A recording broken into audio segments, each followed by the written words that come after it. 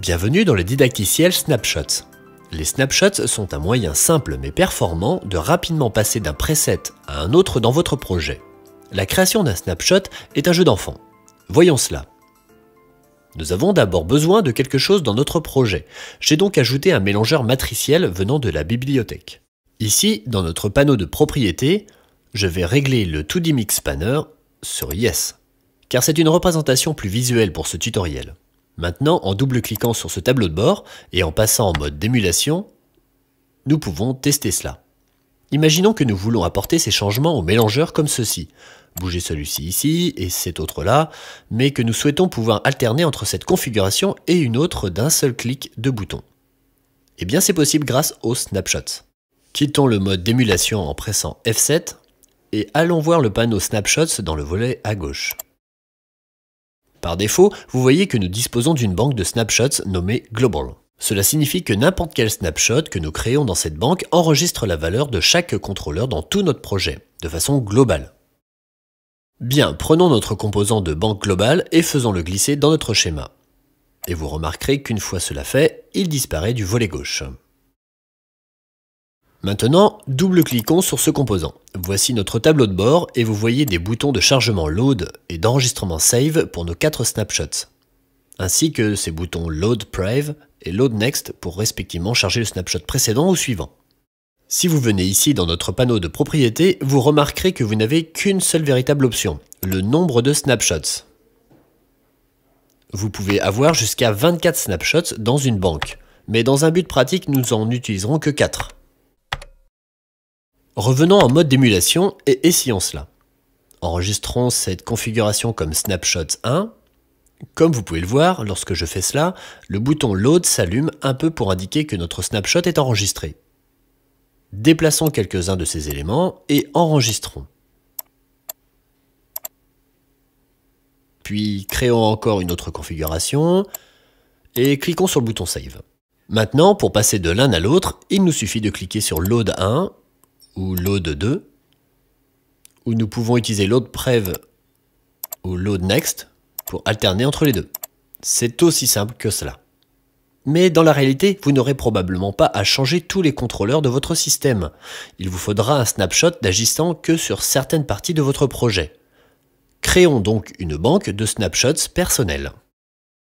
Nous allons d'abord quitter le mode d'émulation et retirer le composant Global Snapshot. Puis venir ici et cliquer sur l'icône plus dans notre panneau Snapshot afin de choisir de créer une nouvelle banque de snapshots. La banque de snapshot 1 s'affiche maintenant dans la liste. Faisons glisser ce composant sur le schéma. À présent, nous devons indiquer à ce snapshot ce qu'il doit contrôler. Il y a deux méthodes. L'une consiste à saisir le composant, comme notre mélangeur, et à le faire glisser sur la banque de snapshot. Et lorsque vous êtes au-dessus, vous devez voir s'afficher une infobulle dont le texte signifie « Ajouter les contrôleurs et composants sélectionnés à la banque ». Quand nous relâchons le bouton, vous voyez que le mélangeur et tous ses contrôleurs sont maintenant enregistrables par notre banque. Pour le supprimer de la banque, il suffit de cliquer dessus et de presser la touche « Supprimer ». Vous pouvez aussi ne faire glisser que certains contrôleurs spécifiques. Faites juste glisser le fader Gain dans notre banque Snapshots comme ceci. Et voilà, il s'affiche ici. La seconde méthode consiste à d'abord sélectionner ce que vous souhaitez contrôler. Par exemple, sélectionnons la totalité du mélangeur. Puis aller au-dessus de l'icône plus du snapshot et choisir de créer une nouvelle banque de snapshots d'après la sélection. Vous avez alors une nouvelle banque de snapshots dans laquelle est chargé ce composant. Renommons notre banque de snapshots, d'accord?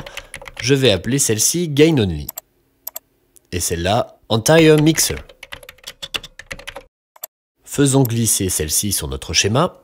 Vous pouvez voir ici dans les propriétés que nous avons une nouvelle option pour sélectionner le mode. Vous connaissez déjà le mode normal, puisque c'est celui par défaut.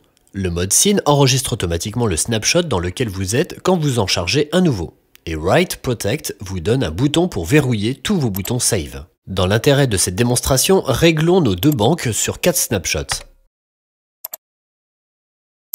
Continuons et passons en émulation. Enregistrons quelques presets pour nos faders de gain. Double-cliquez d'abord ici pour ouvrir le tableau de bord. Désactivez Write Protect et nous allons enregistrer ce réglage et le changer en enregistrer un autre, et en changer encore. Comme vous le voyez, ces boutons Load permettent de basculer entre ces presets.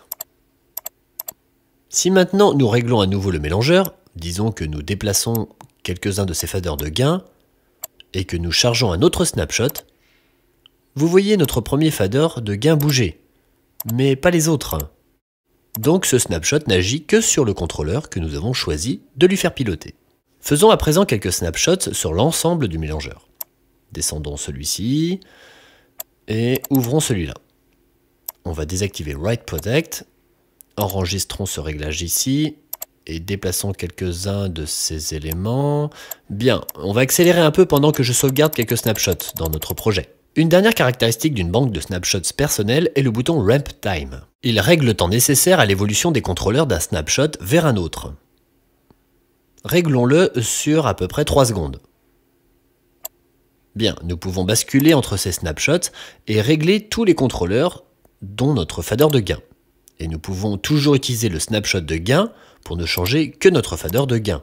Mais le snapshot de l'ensemble du mélangeur fera aussi les changements. Ce qu'il y a de bien avec les snapshots, c'est que vous pouvez les automatiser dans Q6 Administrator. Si cela vous intéresse, consultez notre tutoriel Administrator sur le site web. Et voilà pour la fonction snapshot.